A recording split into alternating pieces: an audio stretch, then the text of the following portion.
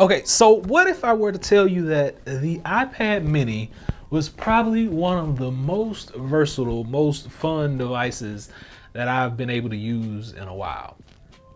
Would you believe me? Some of you probably would, and some of you probably wouldn't. But I tell you what, it is.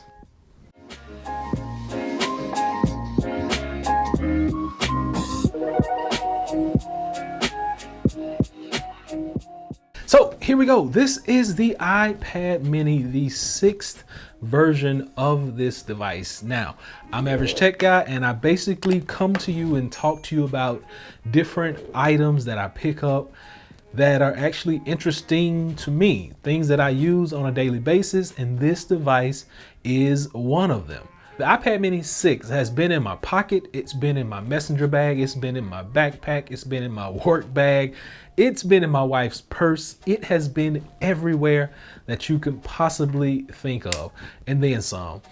But this thing, what actually is it? Who is it tailored for, and is it gonna be good for you? Well, today, that's what we're gonna be talking about. So first off, the what it is. What is it? This thing is a powerhouse of a small tablet. Now, I'm not gonna try to compare it to Bertha over here, because this thing right here is a beast. This is the gangster of all tablets. That's it. The iPad Pro 12.9 M1, biggest, baddest out there. I'm not gonna try to compare it to that because it is definitely not this. But what is it? So this is a small form of a tablet that's basically gonna get you everything that you need and then some. The average person is picking up a tablet because they are, number one, interested in doing maybe some media consumption, some entertainment, maybe checking emails, maybe just playing a video game or two. That's what the average consumer who is getting a tablet for the first time, or either trying this one out after they've had one of the bigger ones, that's what they're interested in. So it has the A15 chip, which is a powerful chip in its own, and it actually allows you to play video games and stream movies and do anything that you need on here with speed and fluidity. It does have a 60 hertz display. It has a full P3 gamut of color. So the color that you see on this device is gonna be awesome, spectacular at all times. Now, it's not gonna be as fast at scrolling as some of the other tablets, but like I said, we are not comparing this to the beast over here that's sitting on the table. This thing is in kind of like a league of its own. So it's small enough for you to put in your pocket, but it's strong enough for you to actually run full Microsoft Word applications so that you can make a brochure if you need to, so that you can create a Word document on the fly. You can also go into PowerPoint on here. You can do Procreate on here. Anything that you need on a bigger iPad, it's going to give you that same type of output on here.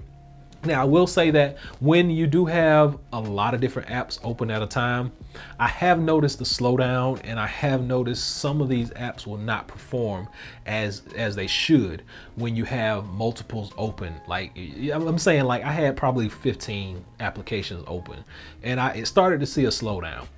But that was after about 10 to 15, so keep that in mind.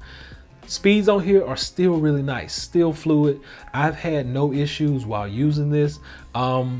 Video games run really smoothly. I've been able to play tons of games on here. One of my favorite is Asphalt 9 racing game. I use controllers, I use the actual motion. It works. Trust me, it works. But that's what this thing is. It's some media consumption. It's a email reading. It's a note taking. Now, a lot of people ask me, how would this fit in a student's lifestyle? It fits perfectly. When you're taking notes on this thing, like if you want to read a book, take notes, this is the perfect device to do it on. Because of that one-handed form factor, you're going to be able to just open up your notes application and start jotting stuff down, holding it with one hand just like this, and being able to write. Perfect fit. Because if you try to hold this big boy in your hand and write on it, you better be writing on a solid surface. If you hold it up and try to do this, you're going to run into some problems. And I don't think any of us really are comfortable writing, just holding this like a book or it doesn't work. I've tried it several times, but this one, nice form factor, and it's perfect for the student. So if anybody wanted to know, if anybody asks you, the student, yes, it's a big thumbs up. You can read, you can write, you can split screen it, you can do everything that you need, and it's going to work really well in a classroom scenario, in an office scenario, in a meeting scenario. These are going to be great.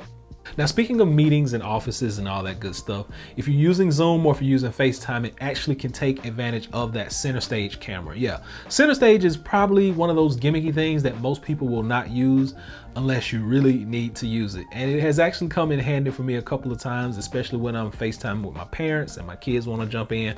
This thing works really well. The kids can be seen, I can be seen, and it just kind of takes full advantage of that wide angle lens that's on there. So, and this is probably the first tablet that I will be taking pictures with. I just got a new stylus in. It's from the company Ulogic, and I really enjoy that stylus because it has a clicker on the top that will act as your camera shutter. So this thing is small enough that you can kind of hold it, turn it around, do what you got to do, and you can snap pictures with that shutter that's on that built-in stylus. But for right now, I'm using the Apple Pencil from Apple itself. That's probably one of the best accessories that you can pick up for any of these tablets, and I've said that before. This is like the must-have thing for your actual tablet. Not to say that you have to have Apples, but some form of a stylus, and preferably one that will connect magnetically to the side.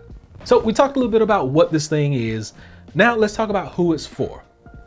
Once again, going back to that student, the person that's on the go a lot, the person that needs one of these in their bags at all times, the person that's taking notes in meetings, the average person who is going to be doing some type of consumption will be benefiting from this device. Now, if you have a big one, that's perfect. If you like to type on it, that's great. If you like to take notes on your bigger iPad, that's great. You don't need this one. But some people may prefer a smaller, just something tiny you can just pull out, take notes on, write, doodle, draw, sketch, whatever you need to do.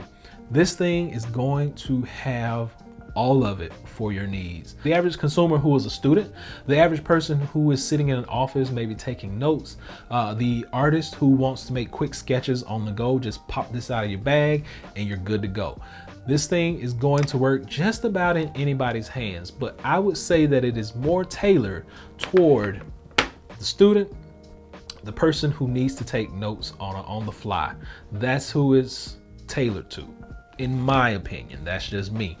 But anybody can go out and get one of these. They're gonna cost you about $500. If you're looking for something that's just really for on the go, on the fly, making sketches, taking notes, checking emails, a little bit of entertainment here and there, a few video games, this one is going to be the one. One hand mode, perfect all day long, fits in your pocket, fits in just about any bag, and it's really like, it shocked me. When I pulled it out of the box, I was thoroughly impressed with the construct, like the ability to just be able to palm this with one hand, which I can pretty much do that with the big one as well because I got a decent sized hand. But like to be able to hold it with one hand and just do what I need to do and put it back in my pocket, or throw it in any bag that I have, or put it in the messenger bag, or my wife take it and put it down in her purse, and we're good to go. It's a very versatile device. USB Type-C. Mostly anything that we use now is USB Type-C. All my accessories are USB Type-C.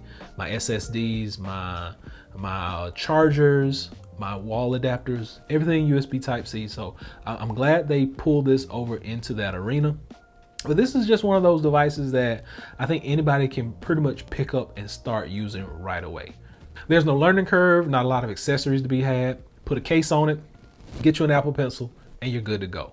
I do have a screen protector on here, and this screen protector is just a basic one that I picked up on Amazon. I'll drop a link below if you want to know. It is a matte paper-like screen protector, more so paper feel, I think that's what it says. But it's one of those that you can pick up, slap it on, and you won't have any issues with it. No bubbles, no glare, no fingerprints, nothing. Looks good, feels good, and it is one that I recommend a lot. So as far as this tablet goes, what grade would I give it? Like 1 out of 10. I probably would give it a solid 8. Oh, 7 or 8. Now, reason being is because just when you're using this, you do have your Touch ID. Your buttons for your volume are now up top, so you got to kind of get used to that. But one of the biggest things in using this is the amount of space that you have over here. And in doing a few comparisons of this and my 12.9, you have almost the same amount of space in between here as you do over here. It just looks, it stands out more over here on the 6. Just keep that in mind. You're gonna have those spaces on the edge of your screen that it looks like you're not utilizing the full screen, but it really only looks like that on your home screen. When you're watching videos, when you're consuming media, it still takes up the full screen. So you really don't have to worry about any of those issues. If I had a gripe, that would be my only thing. It just kind of looks empty on the screen sometimes in these sides, but that's pretty much it. And also these widgets, and also the apps down at the bottom in that row in your dock, they get a little small sometimes when you go into the portrait mode and you may tap one of the wrong ones at any time. But those are just little small things, little quirks that you kind of got to get used to. Other than that, a solid 7 out of 10, 8 out of 10. I'll give it that. It's nice and light. It feels good when you hold it. There are no issues with the functionality of it, even though it's a little bit smaller and actually a little less powerful than some of the bigger ones. But there's no issue when using it. I've had no problems. I had no quarrels. And this is one that I would actually buy again. Nobody in my house really has a use for this but me, because I normally just take notes and when I'm at work and jotting things down in meetings. And also I doodle every now and then, just kind of like as a hobby, but nobody else really has a use for this. And even my kids said it was a little too small for them. So they've gotten used to the bigger ones, but this thing is a really good entry point for anybody who's looking to get into a tablet. And like I said, the student who is looking to take some serious notes, this is a good one to pick up. So hopefully this has been able to shed a little light on this iPad mini, help some people out, make a decision. I would definitely go out and try this one. If you don't like it, just take it back to the store. You know, what's the worst they're gonna do? Like, just take it back. You'll be okay. But I think you should try it out. If you're looking to get something that is going to let you take notes, browse media on the go, check your emails, and this thing actually comes in a 5G variation. So go by and check it out. You know where you can pick it up at, apple.com. And until next time, hopefully this has been able to shed a little light on it and help someone out. This has been my little review of the iPad mini 6th generation, a small tablet that is probably gonna surprise a lot of you out there. Until next time, be sure and give me that big thumbs up. Please subscribe. Average Tech Guy out. Peace.